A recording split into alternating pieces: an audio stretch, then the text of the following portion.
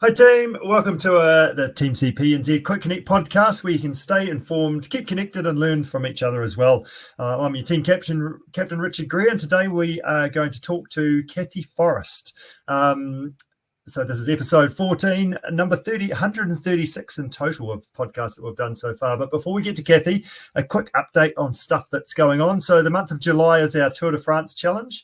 So how many vertical meters and kilometers can you do across the Tour de France, the month of July, where the Tour de France is happening as well. So, and as a percentage of what the crazy distance and vertical meters that they're doing. So hopefully you're ticking along nicely and keeping you a little bit focused, getting on the bike, getting you out and about, and ticking off those Ks and the distance at the same time. A couple of weeks time, not this weekend, but next weekend, we're off for our adventure squad number 3 in our winter's adventures, which Cathy is going to come along with us as well. With a bit of altitude training under her belt as well, I think, which will be interesting. And what else? A Back Road 400 is happening up in Northland at the end of August or so. So it's going to be a busy couple of months ahead. But the other thing that's happening just recently, I might have talked about on our last podcast, that last year we headed to China to do this big multi-sport event for over 4 days. So we're heading back there, and this year we've got 2 teams that we've organised, actually. A Canterbury team, so that's Sarah and Jesse, who went with me last year. Unfortunately, Jake is injured, so Stephen Muff is subbing in for Jake, and we've confirmed our Marlborough team with Nat Gallant, Todd Petherick, Kieran Hickman and Andrew Jones coming along as well. So that'll be a pretty awesome adventure. So she's all go, trying to do a little bit of training and running specifically for that. But so that's going to be pretty exciting over the next wee bit. So yeah, Cathy Forrest, just last week, she returned from climbing Mount Kinabalu in Malaysia. So at 4,095 vertical meters above sea level, it's definitely a significant challenge, and altitude being a key factor in getting to the top. So looking forward to catching up with Cathy about her latest adventure. She loves an adventure, and how this particular one unfolded. Let's see if we can find you in the background there. Cathy, how are you doing?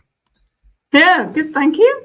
That's the story. Thanks for joining us. You haven't been back for very long, like you've only just got back over the weekend. Was that right?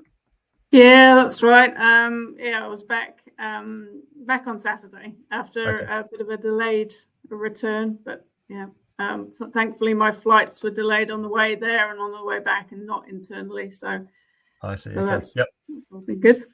Yes. So did that mean? So when did you actually climb Mount Kinabalu? What date was that? So it was the Monday, Tuesday before I got back on the Saturday. So a little over maybe 10, 11 days ago now. Yes. Okay. Right. And did you have a chance to sit on a beach for a day or two to sort of soak that up? Because, as we know, like the uphill was hard work, but the downhill, like that's a lot of downhill to get back down. How were the legs afterwards? Yeah. So we climbed on the Monday, and you climb up to the base camp on Monday, which was probably around 5 hours in total, maybe 4 hours of actual walking, which we actually stopped for an hour because of the torrential rain on the way up, hoping that it might stop, but it didn't. Yeah. Okay. And then on the Tuesday, you basically go up to the summit and then come all the way back down again. So it's a long day. You start at 2 a.m. and then come back down for breakfast around 9 a.m. And then after about an hour of pause, and you come all the way back down. A hell of a lot of steps. So yeah, I think you think about climbing a mountain, and I go and do plenty of that around here, and I seriously underestimated it, and I'd like to put the blame for that on the tour guide and Lonely Planet. Okay, because right. If you read any reviews about Mount Kinabalu, it says that anybody with a reasonable level of fitness can do it. Mm-hmm. Now, I'd like to have some debate about that. Okay. Yeah. I don't usually show this slide until later on in these podcasts. It's becoming a bit of a thing, but this toast question, for those that are listening to this is our toast. Mm-hmm. So burnt toast at number 1 through to just lightly toasted at number 9. How are those quads, thighs? How were you feeling at the end of this adventure?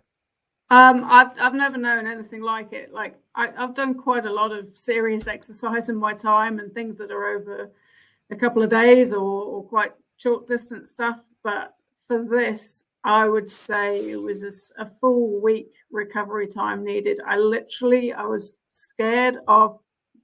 very scared of small inclines down. So we're just going to say that your burnt toast is number one, maybe even zero sort of thing off the scale. You've got flames coming out your piece of toast.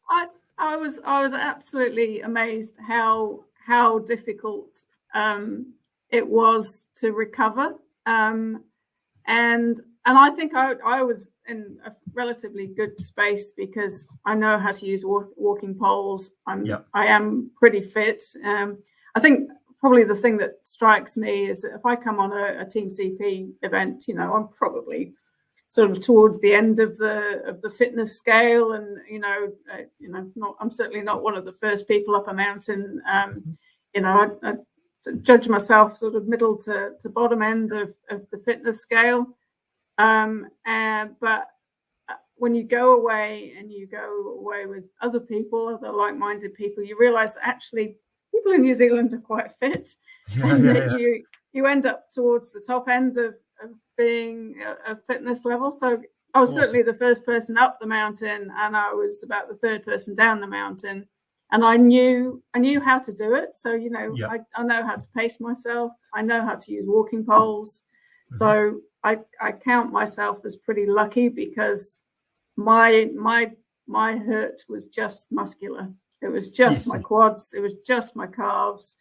Whereas I think, there's a lot of people that were on my group that have probably still got serious knee issues since because they just they hadn't done anything like that before. Mm-hmm.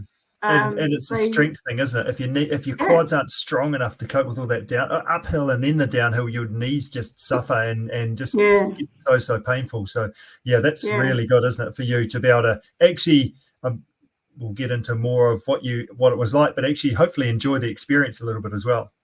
I mean, I found it hard, but I'd certainly look back and I'm very glad I did it, and I'm certainly I feel like it was a good experience, but it was just tougher, a lot tougher than I thought it was going to be. So there's no snow on the top of this hill. You've got a picture that you've put up behind you just now. It looks like it's volcanic or something. Is it like a big I think everything around that part of Asia, Malaysia and Indonesia, there's a lot of volcanoes. So I think this is probably an extinct volcano, but I might be wrong. I haven't done the research on that. I did a little bit of Googling actually before it. I think it's like 10 million years ago. I think it was a volcano that sort of but that's cool. So I'll throw up a couple of photos there. So this is another picture of, it must have been down from the summit, was it? Is that right? Yeah, that's just, so you walk up this part in the pitch black, so you actually don't appreciate the expanse of rock that's there. So that's pretty cool on the way down, because you can kind of just trot down and run down this one. But it's quite spectacular. It's a bit like being on the moon. It's it's quite wide open expanse of rock. I mean, we were lucky it was dry at the top, but this could have been really, really treacherous if it had been raining. Yeah. So what time did you actually make it to the top? So we got up.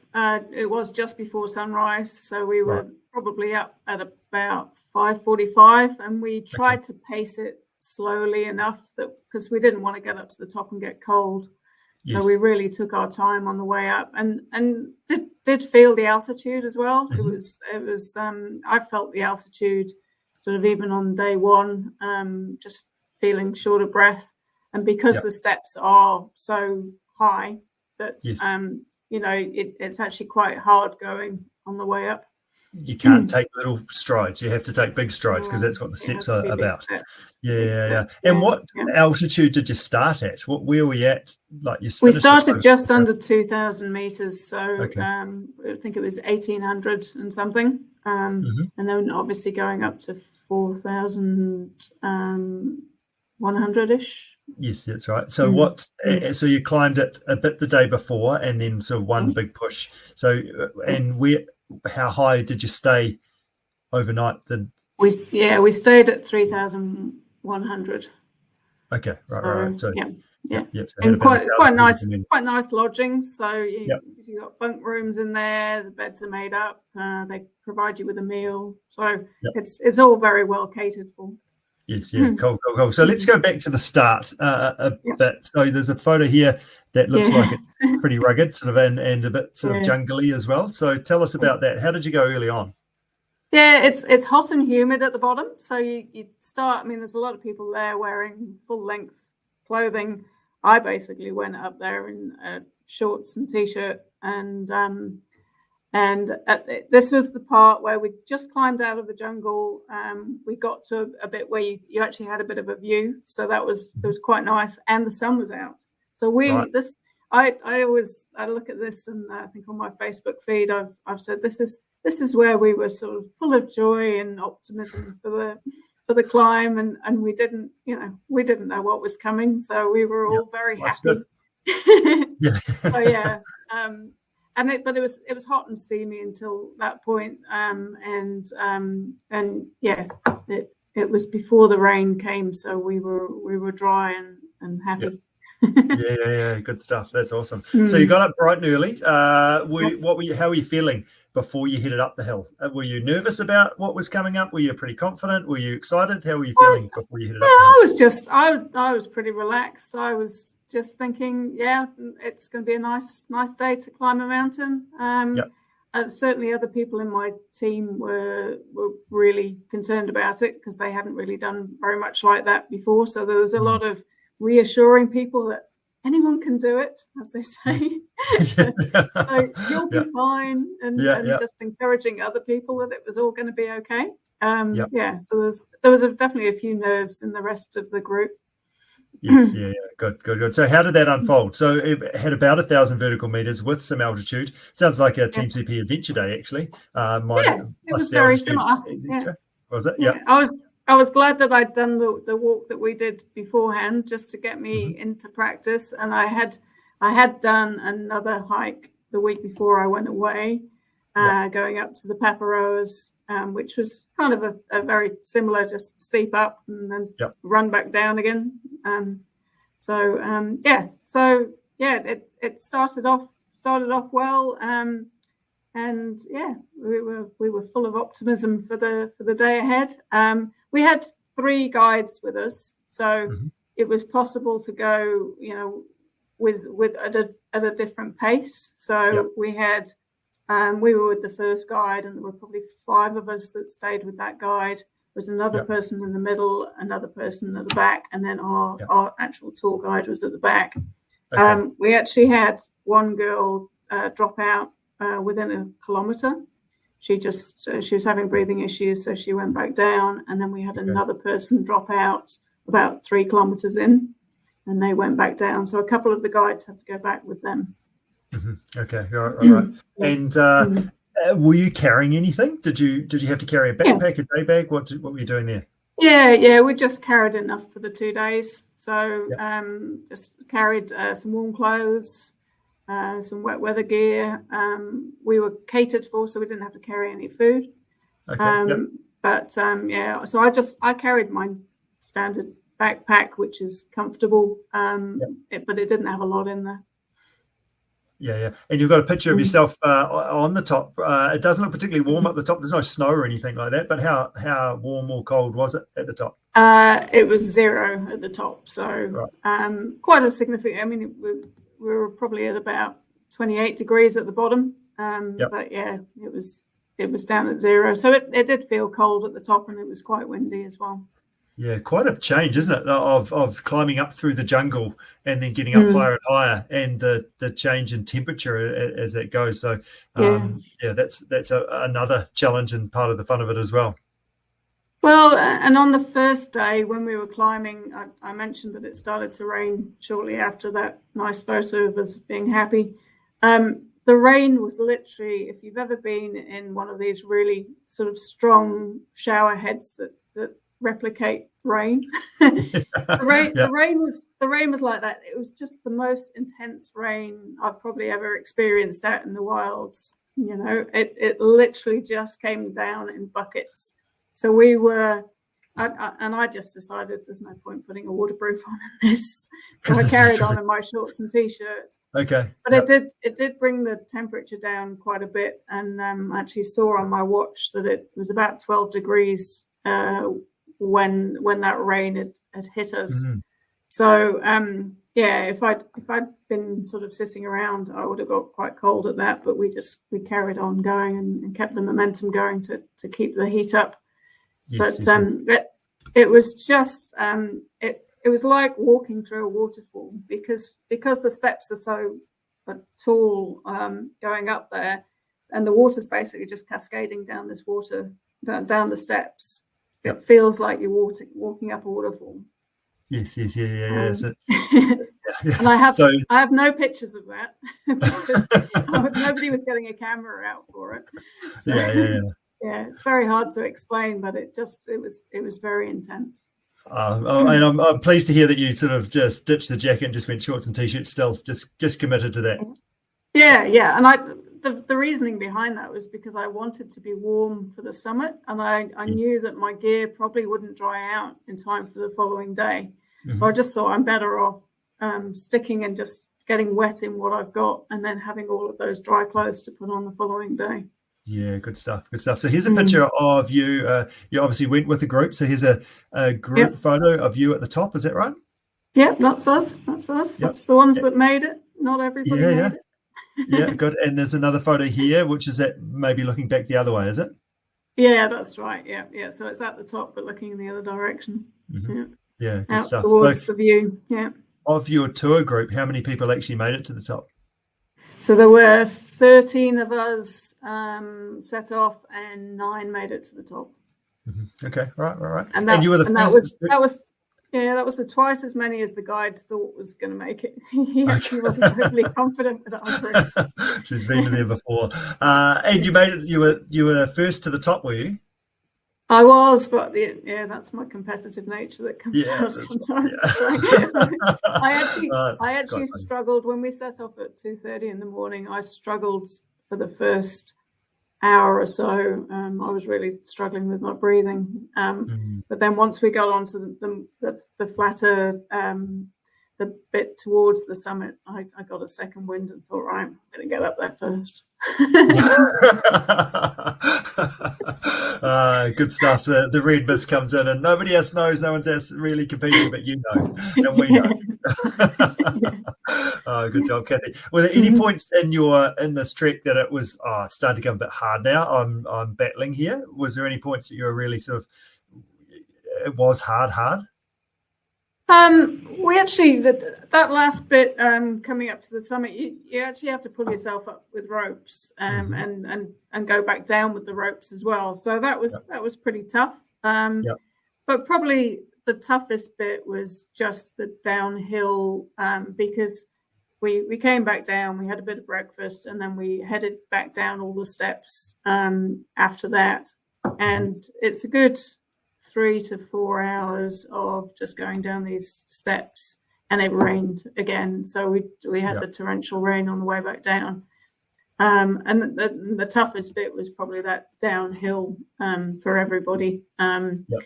Obviously, I had poles, and you can kind of use those to ease the knees. But some in our team, we finished at about 2:33 in the afternoon.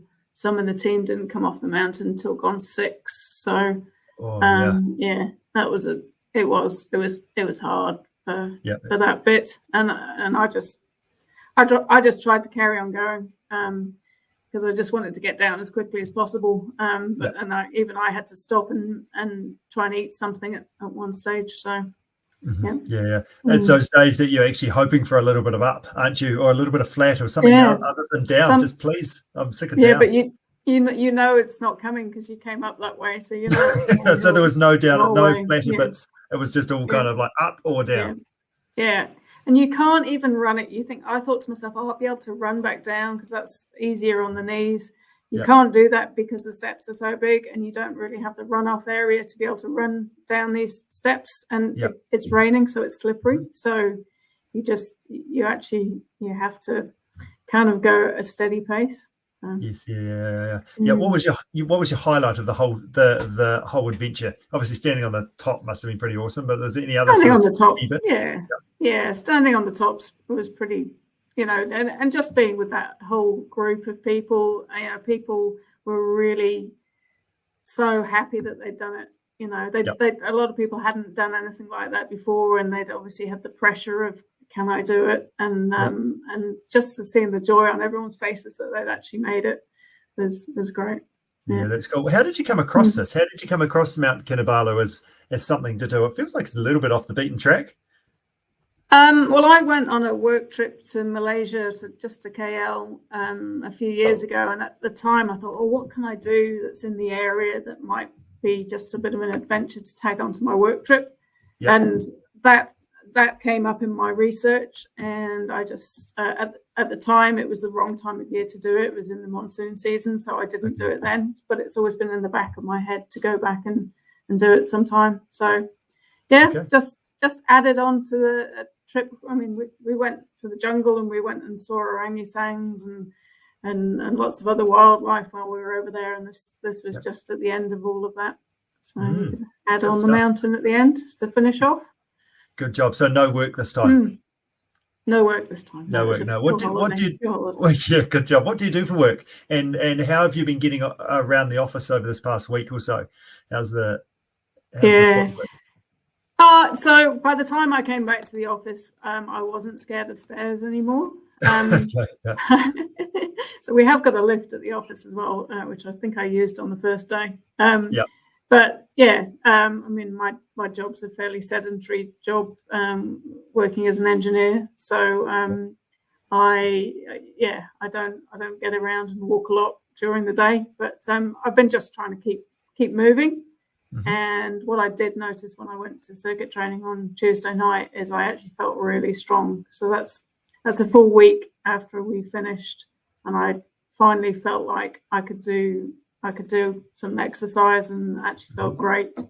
But as I say, I've never had anything that has affected me for a full 6 days later. I still couldn't walk properly. So and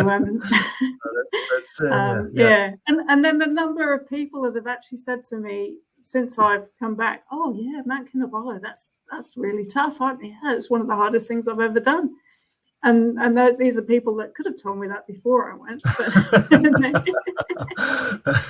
But they just said, "Oh no, everyone can with average fitness level can do it." That was their take to it.